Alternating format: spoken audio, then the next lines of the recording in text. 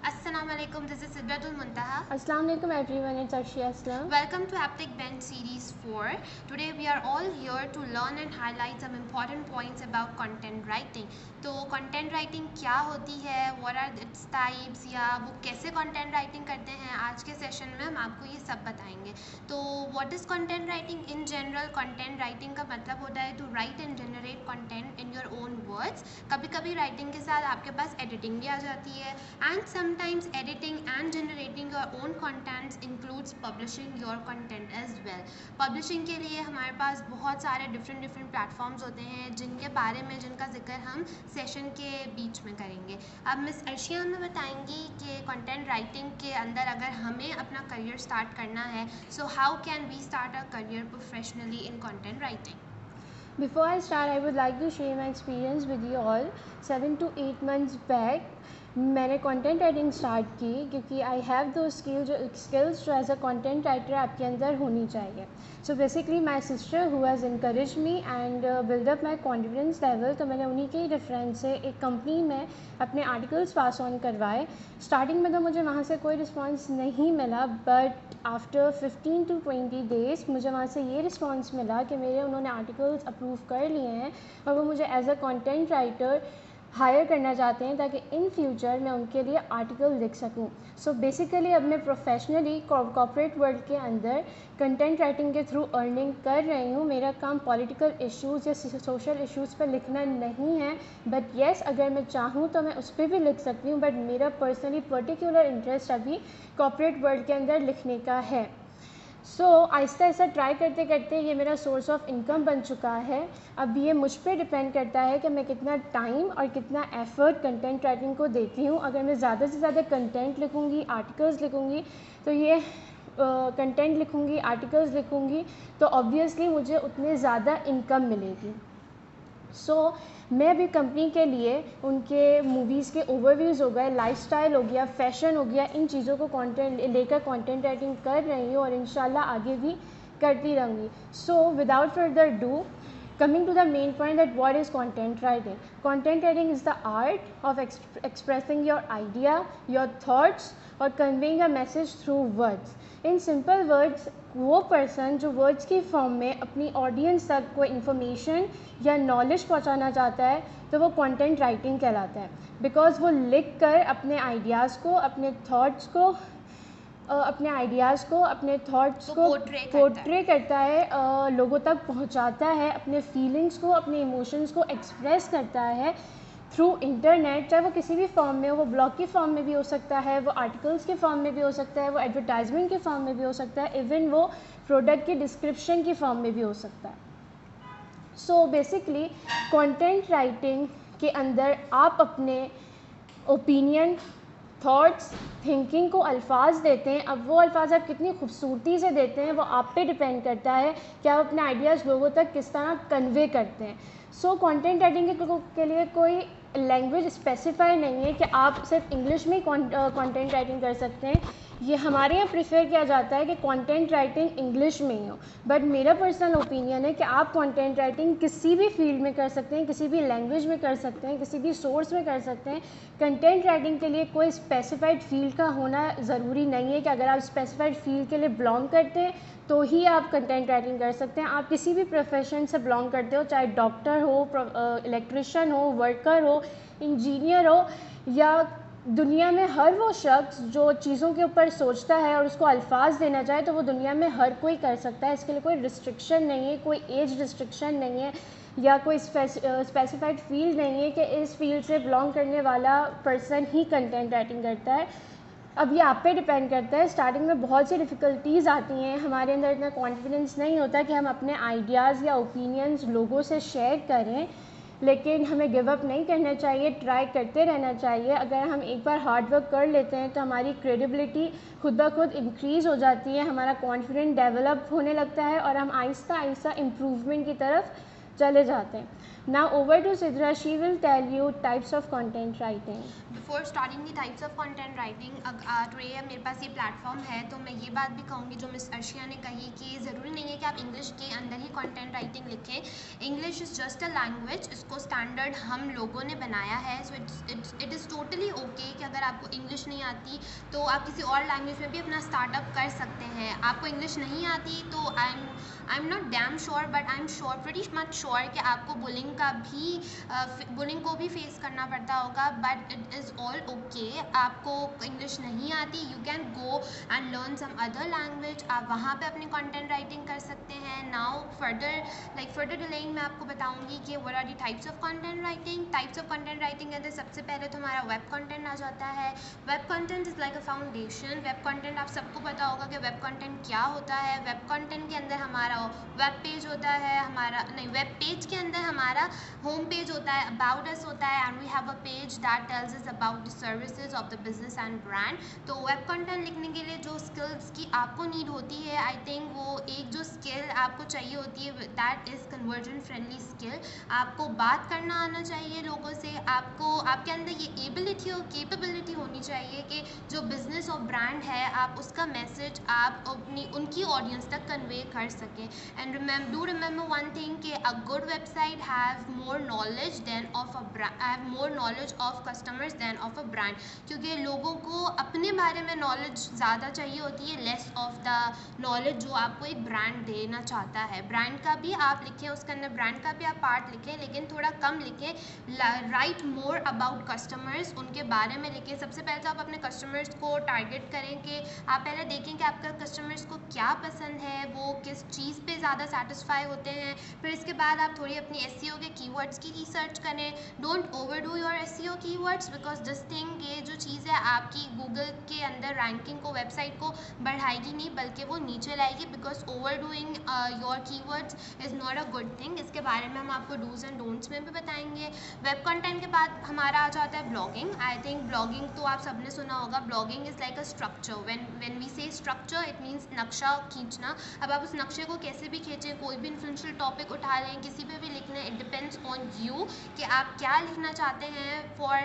For instance अगर आपको blogging के अंदर कुछ ऐसा बहुत अच्छा टॉपिक लिखना है जिसके ऊपर आप चाहते हैं कि आपको अप्रिसिएशन मिले, तो इट्स बेटर कि आप अपनी सराउंडिंग में से वो एक ऐसा हॉट टॉपिक या ऐसा इन्फ्लुएंशियल टॉपिक आप उठा लें जिसके ऊपर आप लिख सकते हैं. और आपकी ऑडियंस को, क्योंकि वो आज के बारे में, आज की सराउंडिंग के अंदर देख के आपने वो टॉपिक उठाया है, उसके बारे में बात हो रही है, तो आई एम डैम श्योर कि आपको अप्रिसिएशन भी बहुत अच्छी सी मिलेगी. और आपको ब्लॉगिंग के अंदर एक और चीज़ की ज़रूरत होती है, दैट इज़ कि आप अपनी जो ऑडियंस को टारगेट कर रहे हैं ना, आपको थोड़ी सी उनकी भी नॉलेज होनी चाहिए. ऑडियंस की जो नॉलेज है वो आपको, आई थिंक हर कंटेंट लिखने से पहले ऑडियंस पे भी आपको रिसर्च करनी पड़ेगी. ब्लॉगिंग के ऊपर जब आप कंटेंट लिखते हैं ना, तो आप है ना जो ऑडियंस को, you are making the audience to take the right step in the right direction. तो मेक श्योर कि आप ये काम बहुत अच्छे से करें. Do a lot of research before posting your content और before even writing your content, because everything depends on your research. आप जो भी रिसर्च करेंगे, आप पूरी दुनिया आपके कंटेंट को पढ़ेगी. सो मेक श्योर कि आप रेलिवेंट कंटेंट सर्च करें और लोगों तक वही कंटेंट पहुंचाएं. कभी कभी हमारे साथ ऐसा होता है कि हम लोग ब्लैंक हो जाते हैं, हमें कंटेंट लिखना होता है लेकिन हमें पता नहीं होता कि हम किस टॉपिक पर लिख सकते हैं, वो कैसे, ऐसा कौन सा इन्फ्लुएंशियल टॉपिक है जिसके ऊपर हम लिख सकते हैं. For that if you get blank, तो हमारे पास एक बहुत अच्छा और एक ज़बरदस्त टूल है जिसका नाम है पोर्टेंस कंटेंट आइडिया जनरेटर. बहुत सारे लोग ये टूल यूज़ करते हैं. ये जो ऐप है वो क्या करता है कि आपको एक टॉपिक सर्च करके दे देता है अकॉर्डिंग टू योर कीवर्ड, जो कीवर्ड आपने उसमें डाला होता है. फॉर इंस्टेंस आपने फूड के बारे में, आप फूड में इंटरेस्टेड हैं तो आप फूड के बारे में लिखेंगे. If you interested in IT तो आप आईटी के बारे में लिखेंगे. जिस चीज़ में भी आपको चाहिए कंटेंट, आप उसमें वो कीवर्ड डालेंगे और वो आपको रिसर्च करके टॉपिक टॉपिक्स ला देगा। तो अब मैं आपको बताऊंगी कि पोर्टेंस कंटेंट आइडिया जनरेटर कैसे काम करता है। आइडिया जनरेटर दिखाऊंगी कि उसके ऊपर आप कैसे काम कर सकते हैं। देखिए ये आपसे पूछ रहा है व्हाट इज़ योर सब्जेक्ट, तो सब्जेक्ट के ऊपर फॉर इंस्टेंस आपने फूड लिख दिया। फूड लिखने के बाद आपने जनरेट आइडिया के ऊपर क्लिक किया तो इसने आपको एक आइडिया जनरेट करके दे दिया। अगर आपको ये भी नहीं पसंद आ रहा तो आप सर्च फॉर अनदर टाइटल देख सकते हैं, how to stay popular in the food world. ये आपका टॉपिक है, इसके ऊपर आप रिसर्च करें और फिर आप अपना कंटेंट लिखें। पोर्टेंस आइडिया जनरेटर जो है ना वो आपको वही टॉपिक्स ला के देगा जो लोग पढ़ने में इंटरेस्टेड होंगे। फॉर इंस्टेंस आप करते जाएंगे, जैसे कि मैंने एक और सी अनदर टाइटल पर क्लिक किया जिसने मुझे एक और टाइटल जनरेट करके दे दिया, when food sends you running for cover. इसके अलावा अगर आपको न्यू आइडिया भी जाना है तो फॉर इंस्टेंस हम आईटी की फील्ड के टॉपिक सर्च कर लेते हैं, तो इसने हमें ना ये टॉपिक दे दिया, how a government shut down affects IT. और इसके अलावा उसने हमें एक और टॉपिक जनरेट करके दे दिया, what everyone is saying about IT. इस तरीके से या आपको न्यूमरस आई थिंक बहुत सारे आपको है ना कंटेंट के आइडियाज़ जनरेट करने की कैपेबिलिटी रखता है। लेकिन जब आप इसको यूज़ करेंगे सो मेक श्योर कि इनकी जो टारगेटेड ऑडियंस है वो आप देखें कि वो कहाँ की है, किस कंट्री से बिलोंग करती है, फिर आप वहीं के कीवर्ड्स रिसर्च करके फिर आप अपना कंटेंट लिखें। सो इंशाल्लाह आपका कंटेंट बहुत अच्छा आएगा। तो मैंने आपको बताया कि ना वेब कंटेंट क्या होता है, ब्लॉगिंग क्या होती है। अब मैं आपको बताऊंगी कि क्रिएटिव राइटिंग क्या होती है। क्रिएटिव राइटिंग जो मुझे लगता है इट्स लाइक कि वो निचोड़ होता है कंटेंट राइटिंग का। निचोड़ इन सेंस ये कि जो क्रिएटिव राइटिंग करता है ना बंदा, वो अपनी थॉट्स को ऐसे इम्प्लीमेंट करता है रियल लाइफ में, वो अपनी क्रिएटिविटी दिखाता है। द वर्ड क्रिएटिव राइटिंग अपने अंदर ही बताता है कि वो जो लिखने वाला बंदा है वो बहुत क्रिएटिव है बाय नेचर। तो वो जो लोग होते हैं ना वो ज़्यादातर ड्रामाज, नॉन फिक्शन और स्क्रिप्ट्स पे डिपेंड करते हैं and they create very good content which is widely enjoyed by everyone. तो जो हमारे पास पहले तो क्रिएटिव राइटिंग के लिए लोग बहुत कम होते थे, बट जैसे जैसे हम लोग आगे बढ़ते गए और इस फील्ड के अंदर बहुत सारे लोग आते गए, उन्होंने अपना करियर स्टार्ट किया, तो हमें क्रिएटिव राइटर्स भी बहुत मिल जाएंगे। इसके बाद हमारे पास आता है टेक्निकल राइटिंग। तो जो टेक्निकल राइटिंग होती है ना वो भी आपको समझ आ जाएगा कि the person who writes about technical topics, जो हमें टेक्निकल चीज़ों के ऊपर लिख के उनके बारे में नॉलेज दे। अब हर कोई आप में या हर कोई टेक्निकल चीज़ों के ऊपर नहीं लिख सकता, बिकॉज टेक्निकल चीज़ें एक बहुत गुड रिसर्च मांगती हैं। मोस्ट ऑफ अस हम लोग रिसर्च से भागते हैं। हमें ऐसा होता है कि जितना जल्दी हम काम करके दे सकें हम दे के सबमिट करें। तो जो लोग टेक्निकल राइटिंग करते हैं ना वो बहुत अच्छे रिसर्चर्स होते हैं और उनको बहुत नॉलेज होती है। फॉर इंस्टेंस अब आप और मैं आईटी की फील्ड के अंदर एआई के बारे में नहीं लिख सकते, सेकंड जनरेशन, फोर्थ जनरेशन के बारे में नहीं लिख सकते। लाइक ये जो लोग होते हैं ना वो लिखने के लिए they do a very good research. तो if you are thinking to start your career in content writing, तो मैं ये नहीं कह रही कि आप वेब कंटेंट के अंदर ना जाएं या ब्लॉगिंग पे ना जाएं, आप जाएं बेशक उसकी तरफ भी जाएं, लेकिन आप क्रिएटिव राइटिंग और टेक्निकल राइटिंग की तरफ भी जा सकते हैं, क्योंकि हमारे यहाँ क्रिएटिव राइटिंग और टेक्निकल राइटिंग की डिमांड बहुत ज़्यादा है और करने वाले लोग बहुत कम हैं। तो अगर आप इस तरफ जाएंगे तो I am pretty much sure कि आपको सामने से कम बैक भी उतना अच्छा मिलेगा। अब मिस अर्शिया में बताएंगी कि व्हाट आर दी स्किल्स जो आपको एज अ कंटेंट राइटर चाहिए। So what sorts of skills you need for being a content writer? तो नंबर 1 स्किल है कि रिसर्च एबिलिटी। अगर आप कंटेंट राइटर बनना चाहते हैं तो आपको ज़्यादा से ज़्यादा अपनी रिसर्च करनी पड़ेगी। ज़्यादा से ज़्यादा रिसर्च करने से ये होगा कि आपका जितना कंटेंट है या आर्टिकल लिख रहे हैं वो ज़्यादा से ज़्यादा वैल्यूएबल होगा, इफ़ेक्टिव होगा, क्योंकि रीडर्स जो हैं वो आर्टिकल्स आपके इसलिए पढ़ते हैं ताकि उनको ज़्यादा से ज़्यादा इन्फॉर्मेशन मिले और उनके जितने भी WH क्वेश्चन है लाइक व्हाट, हाउ, विच, ये जितने भी WH क्वेश्चन है उनके आंसर्स उनको मिल सके। और because a good content writer is a good research is a key of good content writer. Number 2 is SEO, understanding of SEO। तो अगर आप कंटेंट राइटिंग स्टार्ट कर रहे हैं, स्टार्टिंग से ही स्टार्ट कर रहे हैं, तो आपकी बेस अच्छी होनी चाहिए SEO के अंदर। आपको थोड़ी बहुत SEO की भी नॉलेज होनी चाहिए। If you are just writing content तो आपको ऑन पेज SEO के बारे में थोड़ा पता होना चाहिए, and if you are writing content and publishing it at the same time तो आपको ऑफ पेज की भी ज़रूरत होनी चाहिए, थोड़ी सी नॉलेज आपको उसकी भी होनी चाहिए। इसकी भी नॉलेज होनी चाहिए कि आप कीवर्ड्स कितने यूज़ करें, ज़्यादा से ज़्यादा कीवर्ड्स यूज़ ना करें, प्राइमरी कीवर्ड्स यूज़ करें, सेकेंडरी कीवर्ड्स यूज़ करें, इतने कीवर्ड्स यूज़ करें कि आप उसको ज़्यादा ओवरडू ना करें कि बहुत ज़्यादा कीवर्ड्स भी आपकी गूगल आपकी एसईओ की रैंकिंग को थोड़ा नीचे ले आता है। तो because a good content writer stage on top of SEO trends, चाहे आपका जितना भी कंटेंट वैल्यूएबल हो, इफ़ेक्टिव हो, जब तक उसमें एसईओ नहीं होगा तो कोई भी रीडर जो है उसको फाइंड आउट नहीं कर पाएगा। Number 3 is good command on grammar और ऑन वोकेबलरी। वोकेबलरी से मेरा ये मुराद नहीं है कि आप फैंसी वोकेबलरी यूज़ करें, आप कोई बेसिक वोकेबलरी भी यूज़ करके अपना अच्छा से अच्छा आर्टिकल लिख सकते हैं। Number 4 is communication skills and number 5 is knowledge of social media etcetera. Now अगर आप ऐसा बिगनर अपने करियर को परसू करना चाहते हैं कंटेंट राइटिंग को, तो मैं आपको इसे बेसिक 2 स्टेप्स बताऊंगी कि आप किस तरह अपनी पोर्टफोलियो बिल्ड कर सकते हैं, और सेकंड ये कि कौन कौन से फ्री प्लेटफॉर्म है जहां पर आप अपना ब्लॉग खुद स्टार्ट कर सकते हैं विदाउट एनी इन्वेस्टमेंट।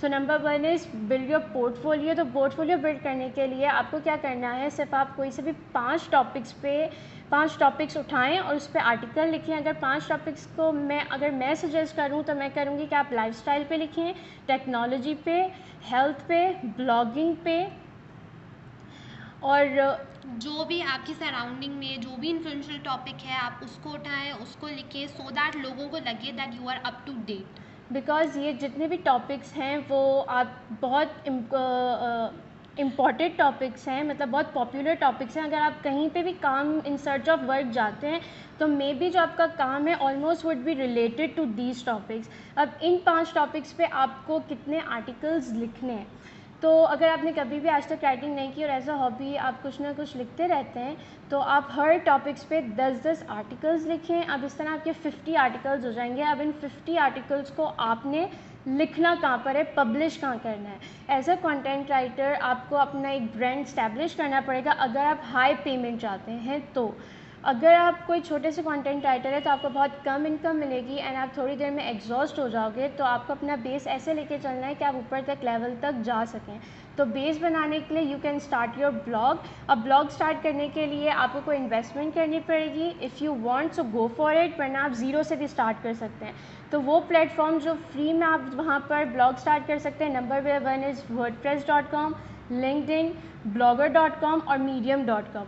अगर मैं आपको पर्सनली सजेस्ट करूँ तो आप medium.com पे अपना ब्लॉग स्टार्ट करें, बिकॉज़ वो फ्री भी है और वो एक medium.com एक सॉर्ट ऑफ प्रोग्राम इन्फ्लुएंसर है जहाँ पर आपके आर्टिकल्स, अगर आप जितने आर्टिकल्स पब्लिश करेंगे और उस पर अच्छे से अच्छे व्यूज़ आएंगे तो आप उससे भी अर्न कर सकते हैं। लाइक यूट्यूब में हम कोई भी वीडियोस डालते हैं तो अगर उस पर अच्छे से अच्छी व्यूज़ आते हैं तो हमें उससे भी पैसे मिलते हैं। और medium.com में आपके पास वो लोग आते हैं जो उन लोगों का ट्रैफिक आता है जो आर्टिकल्स पढ़ना चाहते हैं, तो आप वहाँ पर अपने आर्टिकल्स लिख सकते हैं। मोर ओवर इससे आपकी विजिबिलिटी भी बढ़ जाती है और there are lots of people जो मीडियम पे ही रहकर अब आर्टिकल लिखकर अपनी फुल टाइम लिविंग भी कर रहे हैं। So if you want to be a content writer तो आप medium.com पे जाएं, वहाँ पर फ्री सेटअप बनाएं, अपनी प्रोफाइल बनाएं and write your articles over there.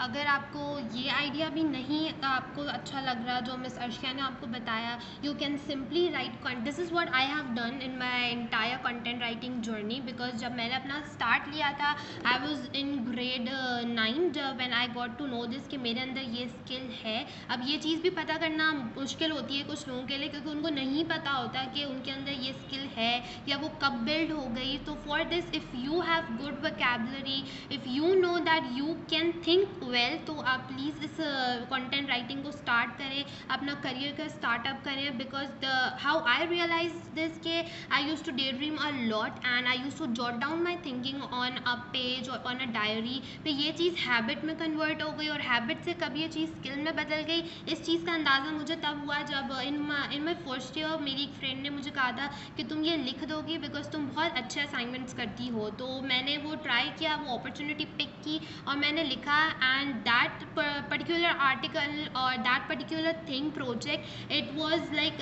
I got lot of appreciation from teachers, from students, from my class fellows. तो वो जो अप्रिसिएशन का जो उस वक्त जो अप्रिसिएशन मुझे उस वक्त मिली थी ना, I think that was the time when I realise कि हाँ मैं लिख सकती हूँ। और जब आपको अप्रिसिएशन मिलती है ना तो आपको बहुत अच्छा लगता है, लेकिन अब इसमें ये भी नहीं आ जाता कि आपको अप्रिसिएशन फ़ौरन मिलेगी। You have to wait for the right moment. Until and unless आपका वो राइट मोमेंट नहीं आता, आप प्लीज़ काम करते रहें, हार्ड वर्क करते रहें, अपने आप को आप एजुकेट करें। एजुकेशन सिर्फ आपकी डिग्रीज़ पे ही नहीं ख़त्म हो जाती, ना ही आपकी सर्टिफिकेट्स और डिप्लोमास के ऊपर डिपेंड करती है। इंसान को अपने आप को हर वक्त एजुकेट करना चाहिए, बिकॉज आपकी सराउंडिंग में बहुत सारी ऐसी चीज़ें होती हैं जिनके बारे में हमें नॉलेज नहीं होती। How you can get that knowledge? आप न्यूज़पेपर्स पढ़ें, आप ब्लॉग्स पढ़ें, keep your self up to date. जो कंटेंट राइटर्स होते हैं they are very good listeners and they are up to date. और गुड लिसनर्स से मुराद ये आ जाती है हमारी कि they listen more and they speak like they listen more and they speak less बोलने का मतलब ये नहीं कि आप बिल्कुल ही बात ना करें। स्पीक रेलिवेंट थिंग्स, ऐसी बातें बोलें जो सामने वाले पे सामने वाले को लगे कि हाँ इसने कोई बात बोली है।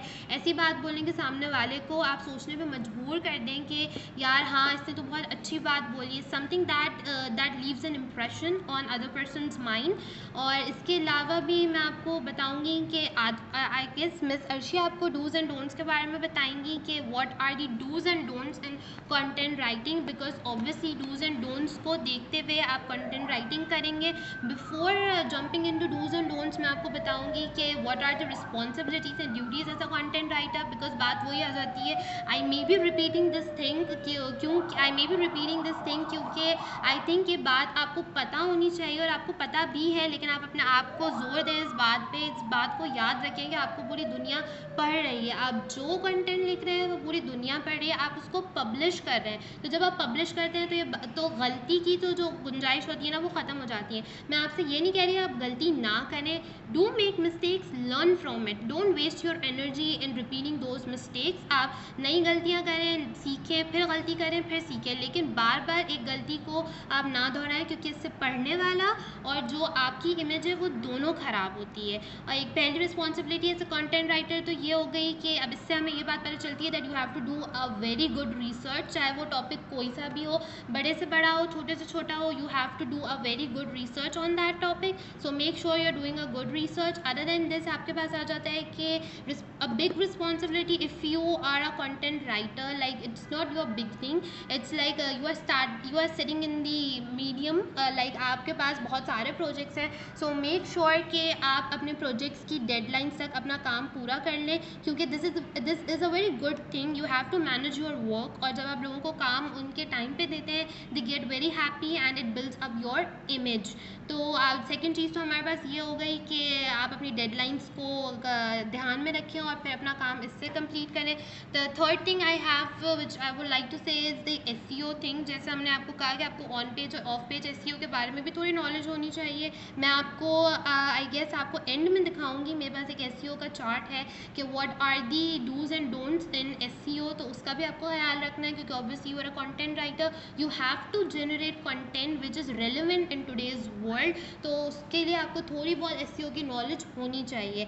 अब ये तो मैंने आपको रिस्पॉन्सिबिलिटीज़ बताई। ड्यूरिंग एक चीज़ है जो रिस्पॉन्सिबिलिटीज़ में नहीं आती, that comes in don'ts and dos, that is your grammar, your vocabulary. अब ज़रूरी नहीं है, मैं बार बार इस चीज़ पे भी कह रही हूँ कि it's not important and you have to pick only English as your language. It is totally okay that if you are picking your mother tongue और एनी अदर लैंग्वेज, तो उसके अंदर भी आप गुड वोकैबुलरी सर्च करें और अपने आप को एजुकेट करें। देन नॉलेज योर लाइक पहले आप अपने आप को एजुकेट करें, then please pass out this knowledge to others. अब मिस अर्शिया हमें डूज के बारे में बताएंगी। सो नाउ अब हमारे पास डूज़ एंड डोंट्स में सबसे पहला स्टेप प्लेजरिज्म कंटेंट आता है। तो हम अपने कंटेंट का प्लेजरिज्म कैसे चेक कर सकते हैं? पहले सिद्रा आपको फॉर्मेट बताएंगी कि आप अपना जो कंटेंट है उसका फॉर्मेट या आर्टिकल जो भी आप लिख रहे हैं आप किस फॉर्मेट में लिखेंगे। दैन मैं आपको उसका प्लेजरिज्म चेक करके बताऊंगी कि अगर आप कहीं से भी कोई लाइन कॉपी करते हैं तो वो टूल आपकी उस चीज़ को कैसे कैच कर लेता है। तो ना ओवर टू सिद्रा, वो आपको फॉर्मेट बताएंगे। For instance, if you're a foodie and if you love to write about food, just as I did, तो for instance we are picking up a topic which is green tea। तो सबसे पहले तो हम लोग Google पे for instance आपको कुछ भी नहीं पता कि ये टॉपिक क्या है, आपको ऐसा टॉपिक मिल गया जिसका आपने नाम भी नहीं सुना, so how will you educate and how will you get knowledge first। तो मैं आपको बताऊंगी कि आप कैसे करेंगे। तो हमने लिखा गूगल के ऊपर green tea benefits, green tea benefits के ऊपर हम गए, हमने देखा कि हाँ गूगल के ऊपर बहुत सारे ऐसे हमारे पास आर्टिकल्स आ रहे हैं, बहुत सारी ऐसी चीज़ें जो हमें बताएंगी कि what are the benefits of green tea है and what are its side effects. तो हम सबसे पहले चलेंगे फर्स्ट पेज के ऊपर। मैंने ऑलरेडी यहाँ फर्स्ट पेज खोल के रखा है सो दैट द लोडिंग ज़्यादा टाइम ना ले। तो सबसे पहले तो इसने लिखा है कि 10 evidence based benefits of green tea. वो हमें बताएगा कि what are the evidence based benefits of green tea, because obviously your topic is the benefits of green tea. अब सबसे पहले तो उसने आपको बताया कि what is green tea. Green tea is one of the healthiest beverages on the planet. सबसे पहले तो आपको बताना है कि जिसके ऊपर आप लिख रहे हैं वो चीज़ क्या है, एक शॉर्ट सी लाइन आपने उसके ऊपर लिखनी है। तो हमने ये उठाई, हमने पहले से कंटेंट कॉपी पेस्ट कर दिया है सो डैट के सेशन हमारा ज़्यादा लंबा ना जाए। तो हमने सबसे पहले लिखा है green tea is one of the healthiest beverages on the planet. Then आपको बताना है कि उस चीज़ के अंदर जिसके बारे में आप लिख रहे हैं उसके अंदर क्या क्या चीज़ें मौजूद हैं। तो आपने बताया कि it's with antioxidants that have many health benefits which may include. सबसे पहले तो आपने बताया कि ग्रीन टी एक हेल्थीएस्ट बेवरेज है, उसके अंदर एंटीऑक्सीडेंट्स होते हैं जो आपकी हेल्थ को इम्प्रूव करेंगे। अब आपने ये जो हेल्थ को इम्प्रूव करने वाली चीज़ है उसको आपने जॉट डाउन कर लिया इन बुलेट्स। अब आपने यहाँ पे इन्होंने जो हेडिंग डाली है वो है 10 evidence based benefits of green T. तो अब उसको ये हेडिंग तो ऑब्वियसली आप लोग कॉपी पेस्ट कर सकते हैं लेकिन वो प्लेजराइज कंटेंट हो जाएगा पूरा। तो अब मैं आपको बताऊंगी कि आप खुद से एक हेडिंग कैसे लिख सकते हैं। तो हम लिख देंगे कि green tea why is green tea the healthiest beverage। इससे आपने अपना इस चीज़ को आपने अपनी हेडिंग बना ली और आपने लिखा कि why is green tea the healthiest beverage. अब आपने इसी चीज़ को, मैंने हेडिंग जो है इसकी फर्स्ट लाइन से ही उठाई है। आप देखिए कंटेंट राइटर जो होता है ना वो होता है इसीलिए कंटेंट राइटर है कि वो बहुत क्रिएटिव होता है, उसका माइंड बहुत क्रिएटिव होता है। वो आप उसको 1000 वर्ड्स दे दें या 500 वर्ड्स दे दें या 1500 वर्ड्स दे दें तो वो खुद ही इसके अंदर से डूज एंड डोंट्स को देखते हुए, अपनी रिस्पॉन्सिबिलिटीज़ को देखते हुए अपने कंटेंट को पिक करता है और उसको लिखता है। तो हमने जैसे आपको मैंने बताया कि मैंने हेडिंग बनाई why is green tea the healthiest beverage. इसके ऊपर हमने बताया कि green tea is one of the healthiest beverage on planet. क्यों है? क्योंकि उसके अंदर एंटीऑक्सीडेंट्स होते हैं जो हमारी हेल्थ को बेनिफिट करते हैं। फिर मैंने हेल्थ के जो बेनिफिट्स हैं उनको बुलेट पॉइंट्स में जॉट डाउन कर लिया। Improve pain function, fat loss, protecting against cancer, lowering the risk of heart diseases. मुझे एक और पॉइंट याद आया, that is it keeps your metabolism like it keeps the equilibrium of a metabolism. तो हम ये पॉइंट भी ऐड कर सकते हैं कि it keeps the equilibrium of metabolism। अब देखें इसके अंदर जो चीज़ें मैंने गलत लिखी हैं उससे मुझे फ़ौरन, ये जो ग्रामरली जो टूल है ना ये टूल बहुत अच्छा है। अच्छा मैंने आपको बताया नहीं कि हम ग्रामरली के ऊपर काम कर रहे हैं, तो मैं आपको ये भी बता दी जाऊँ कि हम लोग काम जो है वो ग्रामरली के ऊपर कर रहे हैं। ग्रामरली जो है वो बहुत अच्छा टूल है। Most of the content writers they use Grammarly. Grammarly is widely use by content writers. तो ग्रामरली के अंदर इसने मुझे ये मेरी गलती पकड़ के दे दी है। तो ये जो गलती उसने मुझे पकड़ के दी है वो उससे मैंने अपने आप को करेक्ट कर लिया। And see how motivating is this, to err is human, to edit is divine. तो आपने इसी चीज़ को लेते हुए चलना है कि गलती आप कर सकते हैं और उस गलती को आप सुधार भी सकते हैं। गलतियाँ सबसे होती हैं।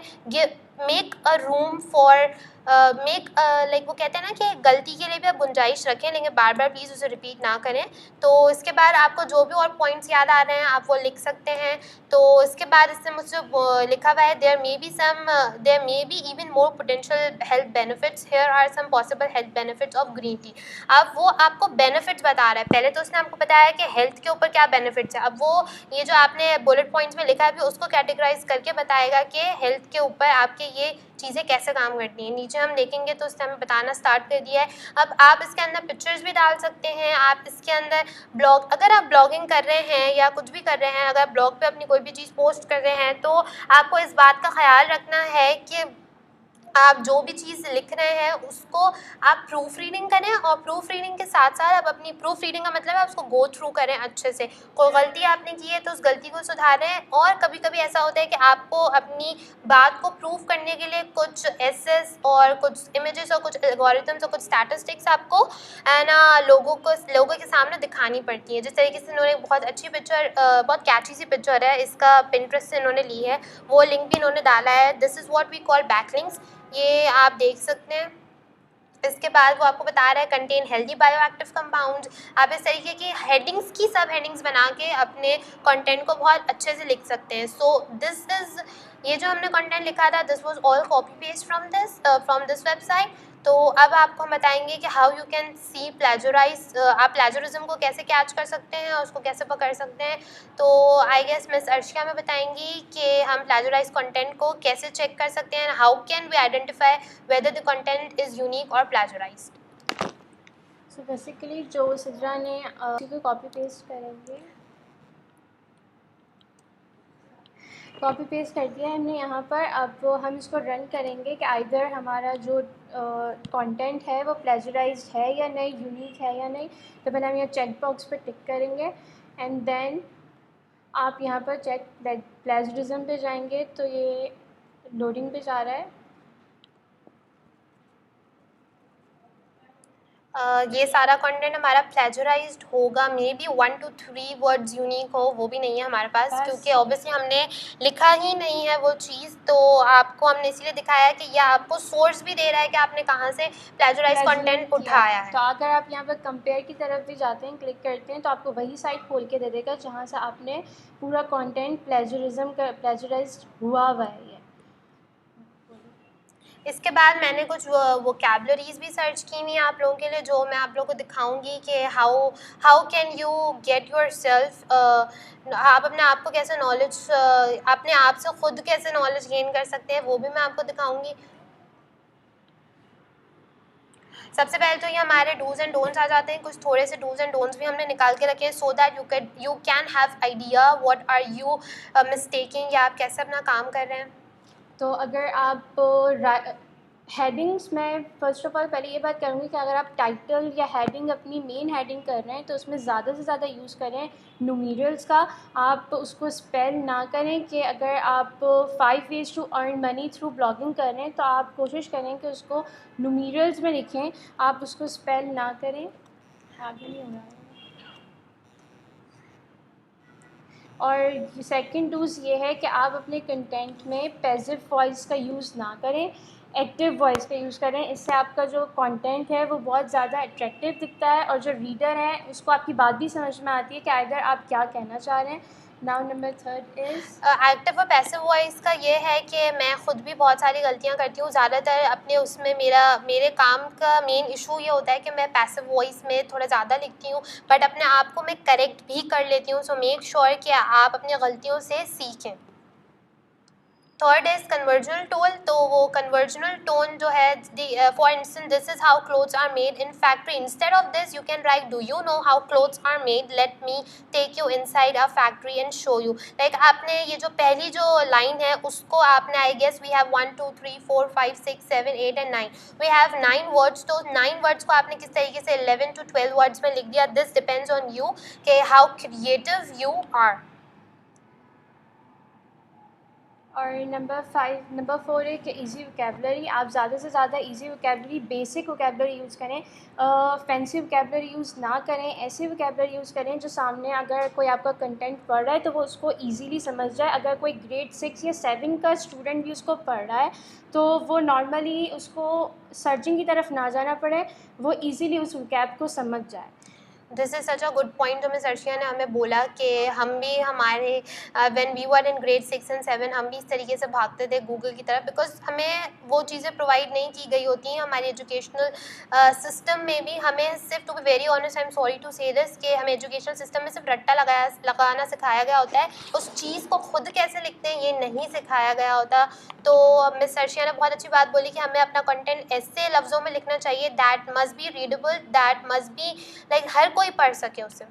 नाउ आप अगर इंट्रोडक्शन में अगर आप अपना कोई भी पैराग्राफ लिखें हैं तो कोशिश करें कि उस पैराग्राफ की जो लाइंस हैं वो 2-3 लाइंस हों, उनसे ज़्यादा एक्सीड ना करें, क्योंकि रीडर ज़्यादा से ज़्यादा नहीं पढ़ता। अगर हम भी अपनी बात करें, अगर हम कहीं कंटेंट पढ़ते हैं, अगर हमें कोई बहुत लॉन्ग पैराग्राफ दिखता है तो हम सिर्फ उसकी स्टार्टिंग की 2-3 लाइन्स पढ़ते हैं, देन हम आगे मूव ऑन कर जाते हैं। तो आप कोशिश करें कि अगर आप कोई भी पैराग्राफ लिख रहे हैं तो आप कम से कम पैराग्राफ लिखें, अच्छा लिखें लेकिन कम से कम लिखें, ज़्यादा लंबा उस पैराग्राफ को ना खींचें। और अगर आप कोई पैराग्राफ लिख रहे हैं तो उसमें स्पेस दें बीच में, और ज़्यादा से ज़्यादा सब हेडिंग्स, मेन बॉडी में आप कोशिश करें कि अपनी सब हेडिंग्स का ज़्यादा से ज़्यादा इस्तेमाल करें।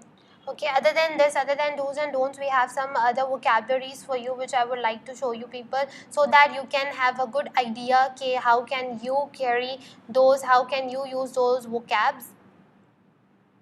ये तो मैंने आपको SEO का बताया था कि मैं आपको सेशन के एंड में बताऊंगी SEO की checklist. If you are just writing your content, make sure कि you do good keyword research, choose 1 main keywords, choose 2-10 supporting keywords. ये जो चीज़ है, ये इस पूरी चीज़ को मैं आपको एक चीज़ में समराइज करके बताऊंगी कि आप ओवरडू ना करें अपने कीवर्ड्स को। The professional way of caring those keywords is कि आपको नेक्स्ट 67 कैरेक्टर्स के अंदर 2 कीवर्ड्स ऐसे डालने हैं that must like that are and that must be able to make your content be in the top list। तो उसके बाद हमारे पास हेडलाइंस आ जाती है कि हेडलाइन के अंदर हेडलाइंस जो होती हैं वो आपके बहुत अट्रैक्टिव होनी चाहिए, जो एब्स्ट्रैक्ट, जिसको पढ़ के यूज़र आपकी तरफ वो होगा तो वो आपकी बहुत अच्छी होनी चाहिए। Make sure that your title is 50 to 60 characteristics long, ताकि लोगों को पता चले कि वो पढ़ क्या रहे हैं। और जो आपका कीवर्ड है, place your main keywords close to the left की तरफ आप करें, बिकॉज वो आपकी रैंकिंग के लिए बहुत अच्छा होगा। Give potential readers are reason to click. वही बात हो गई कि आप रीडर्स को रीडर्स को मजबूर कर दें, आप अपना कंटेंट इतने अच्छे से लिखें, खास करके जो एब्स्ट्रैक्ट है, जो सब हेडिंग्स होती हैं, जो आपने नीचे लिखी होती हैं, कि यूज़र मजबूर हो जाए उसको पढ़ने के लिए। Coming to the content, we have use keywords naturally throughout article. तो उसके अंदर ये है कि वही मैं आपसे कहा, ओवरडू नहीं होना चाहिए। Use keywords naturally, at least 500 words and 1500 plus is ideal. आपका जो कंटेंट है वो 500 वर्ड्स से नीचे नहीं होना चाहिए। It should be more than 500 words and less than 1500, because आपने बहुत लंबी चौड़ी भी नहीं करनी। Keep content skimmable and easy to read. वही जो मैं अर्शिया ने बात कही कि क्लास 7 के बच्चे को भी पढ़ना आना चाहिए। अदर देन दिस, मैंने कुछ वोकैब्स आपके लिए सर्च करके रखी थी। वो वोकैब्स ये हैं कि बेटर सिनोनिम्स फॉर ब्यूटीफुल। अब देखें, जिस तरीके से हमने सिनोनियम, जो ब्यूटीफुल का जो हमने सिनोनियम निकाला, एक ब्यूटीफुल को आप कितने तरीके से बोल सकते हैं, ये आपको यहाँ पे आपको मिल गया है कि आप कितने तरीके से बोल सकते हैं, आपको आइडिया हो गया। सिर्फ ये ब्यूटीफुल नहीं, आप ऐसे बहुत सारे वोकैब्स हैं, बहुत सारी ऐसी वर्ड्स हैं जिनको आप बहुत सारे डिफरेंट तरीक़ों से बोल सकते हैं। लेकिन वही कि आपने इस चीज़ का ख्याल रखना है कि आपका जो कंटेंट है, जो आपकी टारगेटेड ऑडियंस है, उसको कम से कम समझ आए। Now this depends on the targeted audience. इसके बाद हमारे पास ये है कि some of the best words literally ever, like ये वो वर्ड्स हैं जो आप अपने कंटेंट में यूज़ करें। अगर आपकी जो आपकी ऑडियंस है, अगर टारगेटेड ऑडियंस इतनी केपेबल है कि वो समझ जाएगी, तो ही प्लीज़ आप अपने कंटेंट में ये चीज़ यूज़ करें। अदरवाइज़ लोग नहीं पढ़ेंगे अगर उनको नॉलेज नहीं हुई इन वर्ड्स की। तो आई एम डैम श्योर कि आपको हमने आज के सेशन में काफ़ी सारी चीज़ें कवर करवाई होंगी। और इसके बाद मैंने ये भी लास्ट इमेज है, वो भी मैं आपको दिखा दूँ कि instead of like ways to say I like it, instead of saying I like it, you can say I have grown to like it, I am partial to it, it's to my liking, I'm passionate about it, it goes down well. You have numerous ways to say I like it, so make sure. देखिए आपको बताने की हद तक तो मैं अर्शिया हम सब बता सकते हैं, लेकिन अब उन चीज़ों को लेके कैसे चलना है ये आपके ऊपर डिपेंड करता है. Moving on to the camera, कुछ बातें और भी आपसे डिस्कस करेंगे. तो मैं आपको वो कैप्स तो मैंने आपको दिखा दी. Now moving on to the camera. Coming to the last part, जहाँ अब हम एंडिंग की तरफ आ गए हैं. तो जो टॉपिक्स हमने कवर किए वो कि what is content writing, what are the types of content writing, responsibilities and duties as a content writer, skills you need as a content writer, dos and don'ts, and we also covered some tools जो आपकी content writing के अंदर आपकी help कर सकते हैं. Portent's content idea generator, we covered how you can use Grammarly, we also told you how you can clarify between plagiarized content and unique content. Now moving to the final part of this video, I would like to say कि during the whole course आपको हम सिर्फ सिखा सकते हैं. मैंने और miss Arshia ने जितनी नॉलेज हमारे पास थी हमने आपको पास आउट की. आई होप कि आपको समझ आया होगा, and if we miss something so please forgive us for that. And another thing मैं आपको कहना चाहूँगी कि ड्यूरिंग द होल कोर्स आपको डेडिकेशन की बहुत ज़रूरत है, बिकॉज डेडिकेशन, जब किसी काम की लगन होती है ना तो वो काम आप खुद ब खुद दिल से करते हैं, वो काम खुद ब खुद हो जाता है. बिकॉज जो लगन होती है ना वो आपको काम करने पे और अच्छा करने पे मजबूर करती है. इसके साथ साथ कंसिस्टेंसी बहुत इंपॉर्टेंट है, because consistency is what makes things work out. क्योंकि है ना इवेंचुअली और सडनली तो आपको चीज़ें वर्कआउट, चीज़ों पर अप्रिसिएशन आपको नहीं मिलेगा, आपको वेट करना पड़ेगा. एंड प्लीज़ आप सैलरी के पीछे या इनकम के पीछे मत भागे, इस चीज़ को as a source of income मत ले. Yes, it is a good thing to charge amount, to charge something for the services you are doing for that particular company or for the people. तो आप इस चीज़ को as a welfare of the state, as a welfare of the people लें. क्योंकि मैंने बचपन से सुना है कि जहाद बिन कलम नाम की भी एक चीज़ होती है. तो आप घर बैठे करें या कहीं जाके लिखें, whether you are publishing it into newspaper और you are publishing it online, तो ये जो चीज़ है ना ये जहाद बिन कलम पे ही आता है. तो मेक श्योर कि आप अपनी इस चीज़ को बहुत अच्छे से यूज़ करें और आप लोगों तक रेलेवेंट कंटेंट पहुंचाएं. मैं बार बार इस चीज़ पर फोकस करती हूँ कि relevant content and relevant content, क्योंकि आपको पूरी दुनिया पढ़ रही है. एंड देखें अप्रिसिएशन, जैसे मैंने आपको कहा कि अप्रिसिएशन आपको फ़ौरन नहीं मिलेगी. For that you have to wait for your turn. And मैं आपसे ये कहूँगी कि आपके सराउंडिंग में बहुत सारे कंटेंट राइटर्स हैं, उनको अप्रिशिएट करना सीखें. Everyone has their own unique way of writing. Learn to appreciate them, clap for them and keep clapping for them until it's your turn to rise and shine. Thank you so much for giving us your time, for watching us, and I had a very good time with you people. So next time Aptic will come with another series of Aptic Bench. Until then, thank you so much for watching us and having us. We wish all the best to each and every one of you. Allah Hafiz.